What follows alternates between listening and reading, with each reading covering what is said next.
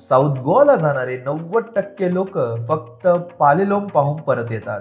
पण जर मी सांगितलं की साऊथ गोवामध्ये असे बीचेस आणि स्पॉट्स आहेत जे नॉर्थ गोवापेक्षा 10 पटीने सुंदर आहेत आणि सगळ्यात महत्त्वाचं, हे सगळं तुम्ही क्राऊड शिवाय एक्सप्लोर करू शकता.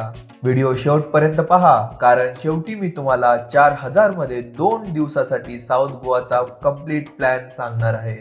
हा व्हिडिओ आहे त्यांच्यासाठी ज्यांना साऊथ गोवा म्हणजे लाऊड पार्टी नाही, पण peace, clean beaches, scenic views आणि रिअल गोवा एक्सपिरियन्स हवा आहे.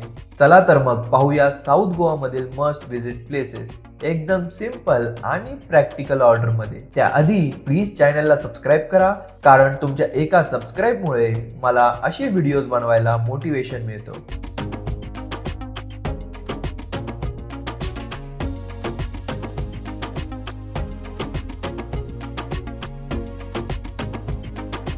साऊथ गोवा मधील पहिली आणि सगळ्यात स्पेशल जागा म्हणजे गालगीबागा बीच.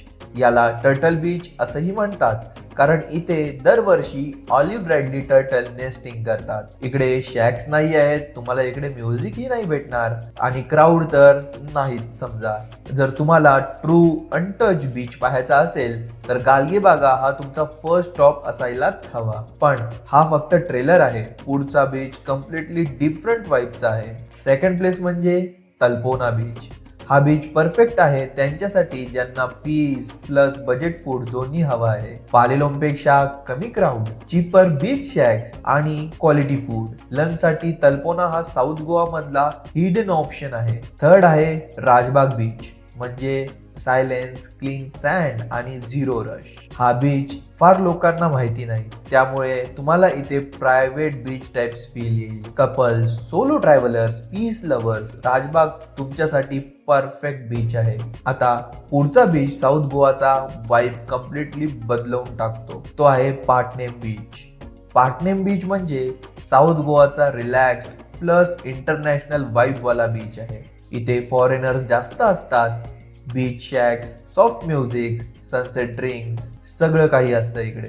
पालेलोम पेक्षा हा थोडा कमी क्राऊडेड आहे, पण वाईब इक्वली ब्युटिफुल असते. जर तुम्हाला चिल प्लस लाईव्हली कॉम्बो हवा असेल तर पाटनेम मिस करू नका. फिफ्थ, आता येतो साऊथ गोवाचा हर्ट, तो म्हणजे पालेलोम बीच. सेमी सर्कल बीच, काम वॉटर, कयाकिंग, सनसेट वॉक सगळं काही एकदम बेस्ट आहे इकडे. पालेलोम हा बेस ठेवलात तर साऊथ गोवा एक्सप्लोर करणं खूप इझी राहील तुमच्यासाठी. सो मेक शुअर जेव्हा पण तुम्ही साऊथ गोवाला जाताय पालेलोमलाच स्टे करा.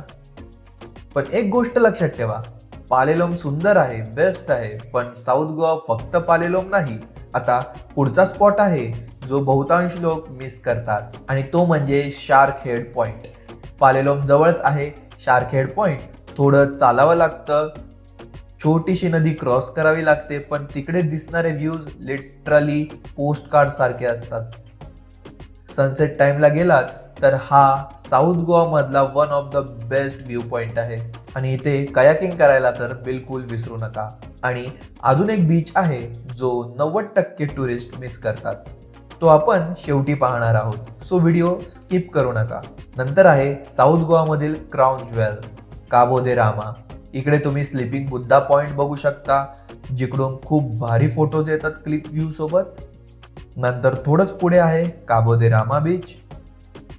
नंतर इकडे काबो दे रामा फोर्ट आहे, तिकडून तुम्हाला भारी व्ह्यूज भेटतात आणि फोर्ट मधून जाणारा रोड तुम्हाला पेबल्स बीच कडे नेतो. एकदम हिडन बीच आहे, तुम्ही नक्की बघू शकता.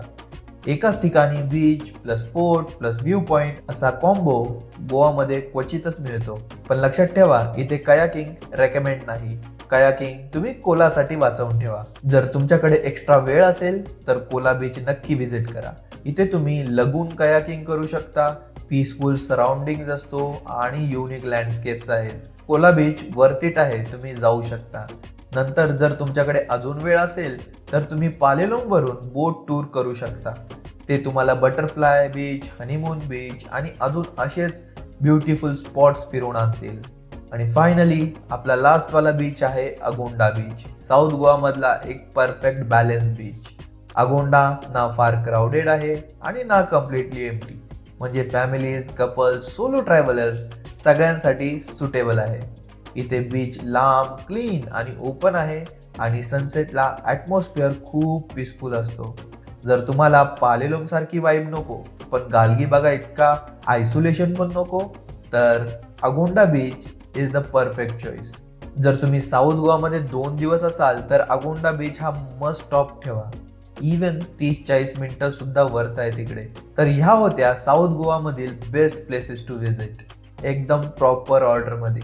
पण आता सगळ्यात इम्पॉर्टंट क्वेश्चन, हे सगळं 2 दिवसात कसं कव्हर करायचं आणि बजेट 4,000च्या आसपास कसं ठेवायचं, यासाठी मी ऑलरेडी एक कम्प्लीट व्हिडिओ तयार केली आहे, ज्यामध्ये मी सांगितलं आहे 4,000 मध्ये 2 दिवसासाठी साऊथ गोवा प्लॅन कसं करायचं. तो व्हिडिओ तुम्हाला आता स्क्रीनवर दिसत असेल, नाहीतर मी त्याची लिंक डिस्क्रिप्शन मध्ये दिली आहे. तो व्हिडिओ मिस करू नका, नक्की बघा. आणि व्हिडिओ आवडला असेल तर चॅनलला नक्की सबस्क्राईब करा, कारण गोवा सिरीज अजून संपलेली नाही.